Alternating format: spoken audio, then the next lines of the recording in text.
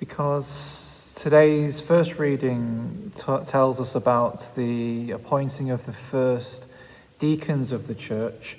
I thought I'd just speak a little bit about what a deacon is, bearing in mind as well that our diocese, Salford Diocese, are in the process of training our first permanent deacons for the diocese. Now, the word deacon, diakonos, means servant or someone who waits at tables. So obviously there is a sense of service, serving others, serving all the people in the world. That's contained in this ministry of deacon. And that's why all priests are ordained deacon before they are ordained priest. So you become a deacon usually about a year before you become a priest. And then I am still a deacon for the rest of my life. That's the underpinning of the priesthood, that service to remind us that we are there as waiters almost to serve people, not to forget that, not to lose sight of that part of our vocation. But we as priests, when we're deacons, we're called transitional deacons, and we make our promise of celibacy, where we promise not to get married. That's when we take that promise, when we become deacons. But we also, as I said at the beginning, we have permanent deacons. Now, how are they different? Well, permanent deacons can be married men already. Generally, they have to be married for a certain amount of time to show stability in their lives, but they can also be unmarried when they become permanent deacons, but then they have to remain unmarried. And again, if a married deacon's wife passes away, he cannot get remarried after that. So that's the difference, the major difference. And you are ordained to be a deacon for your whole life. That's the word permanent. That's what that means, rather than transitional, with the intention of becoming a priest. Now, how is a deacon different from being a priest?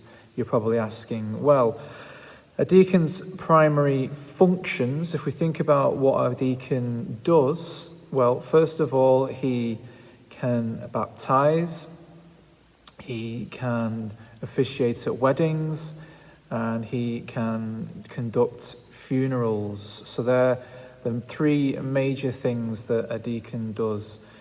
And also, a deacon will then have a function at Mass where he serves around the priest, making sure everything's okay in that respect, and reads the gospel, and then preaches. So has that wonderful ministry of preaching as well that deacons are called to do. But as you notice in that reading that we had at today's Mass, the original intention of appointing deacons was to emphasize that service in the community, to almost allow those who were priests to think of priestly things, all the sacraments, and the deacons went out into the community and looked after the poor. They had a special provision for looking after the poor, and then administrative things as well. So that again is part of being a permanent deacon now. It's to have that special care for the poor in the area in which you are called to live and serve, and to help with the administration of the church as well. A lot of deacons end up being hospital chaplains or school chaplains and things like that too. So I tell you that today, possibly because in our diocese, because we're learning as we're going along, not many people may be aware of what a permanent deacon is, or the fact that we are preparing men to be permanent deacons, and so we have to get used to that idea in a few years' time. I also speak about it as well to promote the vocation, to hopefully ignite or make people aware of the fact that God may be calling you to be a permanent deacon. So with that in mind, I ask you, if you are a man who thinks you may be being called by God to a ministry of some sort, Try and discern whether that might be to be a permanent deacon, or if you know someone else who you think, yeah, they'd be an amazing permanent deacon, maybe God is calling them, I ask you to encourage them. You could be the voice of God.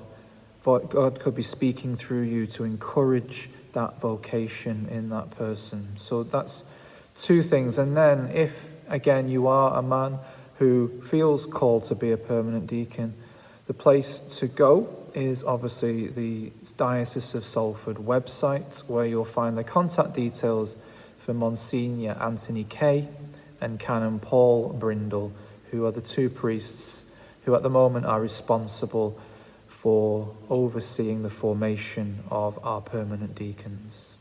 So I hope God bless you, and I hope that a vocation may be enkindled through these times.